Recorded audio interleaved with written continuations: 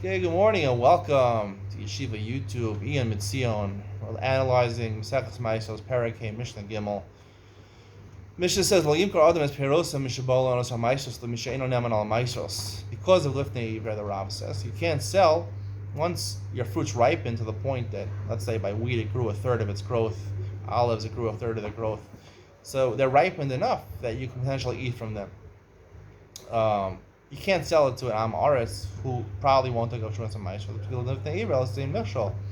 You're setting up a stumbling block to eat produce that's chayiv and tevel.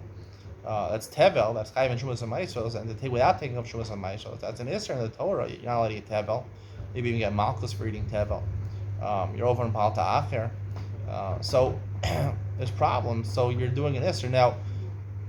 Generally, if they only I'm an Isser Daraisa, right? When by Isser Daraisa, but Isser Darabanan, Chazal call it maybe Misayel, either over Avera Tosos and Shabbos, Naf Gimel, but it's not clear there's any Isser by Isser Darabanan. It has to be an Isser Daraisa. So when it Tegil Onos HaMaasros, we said there's two parts that are significant. This Masechta mentioned there's 2 points significant in fruits and vegetables in their growth. One is Onos HaMaasros, it's talking about that first parak, where it's ripe enough to potentially be eaten.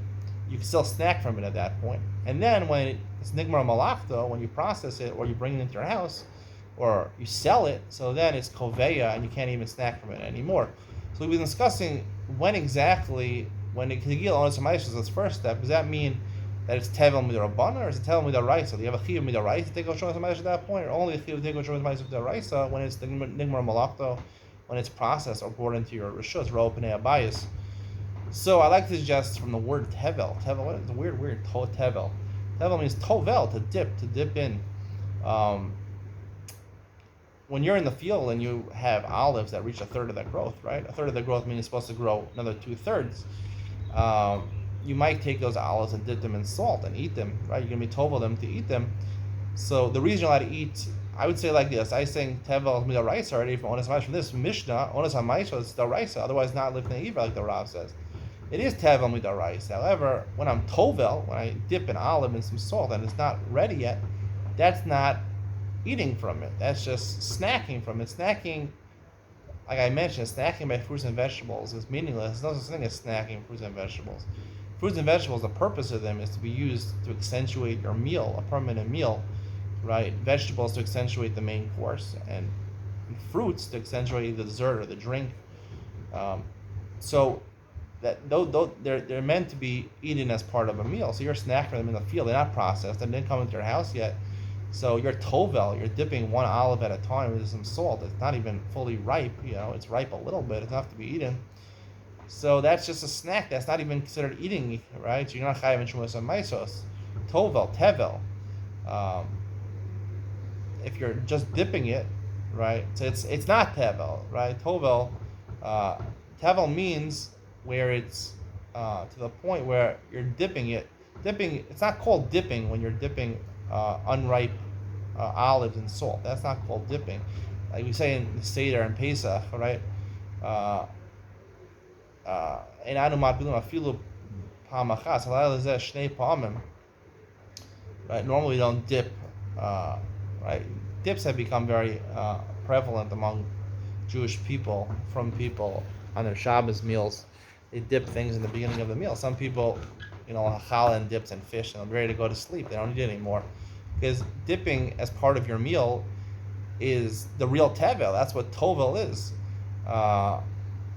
Tevel is to dip as part of your meal. That's what tevel is. So when you're just snacking from something in the field and you're dipping, that's not really called dipping. Dipping has to be part of a meal.